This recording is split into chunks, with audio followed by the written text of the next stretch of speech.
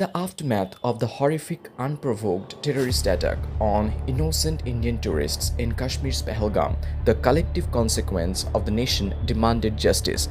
The cold blooded killing of civilians carried out in the name of religion by terror outfits operating from across the border once again laid bare the deep-rooted radicalism and impunity granted to terror networks in Pakistan. The brutal massacre of these unsuspecting travelers was not only an assault on Indian lives but an attack on peace, humanity, and the very fabric of our secular democracy. As a responsible sovereign power, India deliberated, but history has shown that India may be patient, but it's never passive. Guided by the principle of zero tolerance towards terrorism and steeled by past experiences such as Uri, Pulwama, Balakot, India once again rose to defend its people and uphold the dignity of its soil. In the early hours of 1 a.m. at night, under complete radio silence and electromagnetic cover, the Indian Air Force, backed by strategic and logistical support from the Indian Navy and Army, launched a precision strike targeting 9 high-value terrorist locations across Pak-occupied Kashmir and adjoining areas in Pakistan. This operation is called Operation Sindoor. The operation saw the deployment of India's most advanced air combat platforms like Rafale multi-role fighters, Sukhoi Su-30 MKIs, and MiG-29.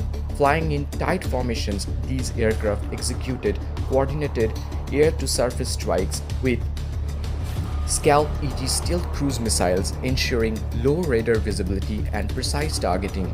Additionally, kamikaze drones were used to neutralize hardened structures and moving targets, many of which were deep underground or fortified. The operation, carried out under the code name of Operation Sindoor, was concluded within 25 minutes with surgical precision that reflected superior intelligence, technological dominance, and operational readiness. The strikes covered a strategic arc across POK and Pakistan's Punjab province, hitting terror infrastructure with clinical precision. Muzaffarabad, regional headquarters of multiple terror outfits, Gulfair and Bhimbe, launch pads for infiltrations into Indian territory, Kotli and Sialkot, advanced training and arms storage facilities, Chak Amru, communication and logistics hub, Muridke, headquarters of Lashkar-e-Taiba's religious indoctrination centers, Bahawalpur, the most critical target, Markaz Subhanallah, the heavily guarded headquarters of Jaish-e-Mohammed.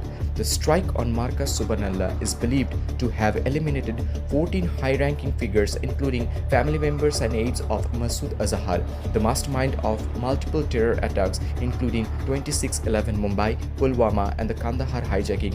The facility was previously considered untouchable due to its political protection and religious cover. In the immediate aftermath, Foreign Secretary Vikram Misri, joined by Wing Commander Bhumika Singh and Colonel Sofia Qureshi, addressed the press, clarifying the scope and intent of the operation.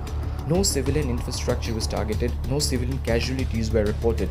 The strike was exclusively aimed at terrorist elements with real-time intelligence coordination from RAW IB. It was preemptive and defensive measure justified under international law as a response to persistent cross-border terrorism. India reaffirmed its commitment to regional peace and stability but warned that any retaliation by Pakistan would be met with firm resolve. Pakistan, in a bid to control the domestic narrative, claimed that 5 Indian jets had been shot down and that it reserved the right to retaliate at a time and place of its choosing. However, India categorically denied any aircraft losses, and independent satellite data reportedly supports the Indian account of a successful and one-sided mission. A meeting of Pakistan's National Security Council has been convened, and Islamabad is expected to approach international platforms to mount diplomatic pressure. However, India's diplomatic channels remain active with countries like UK, France, United States, and several strategic allies. India used French-made Scalp EG missiles in accordance with their in-use terms. This operation serves a powerful tribute to the victims of Pahalgam and a warning to terror networks and their enablers. India will not forget and India will not forgive. As geopolitical tensions rise, all 3 wings of the Indian Armed Forces remain in full operational alert.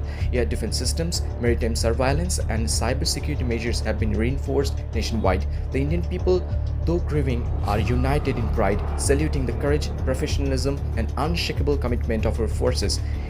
In an era where hybrid warfare and asymmetric threats dominate, India's response is not just a military act, it's a moral statement. Justice has been delivered, but vigilance continues.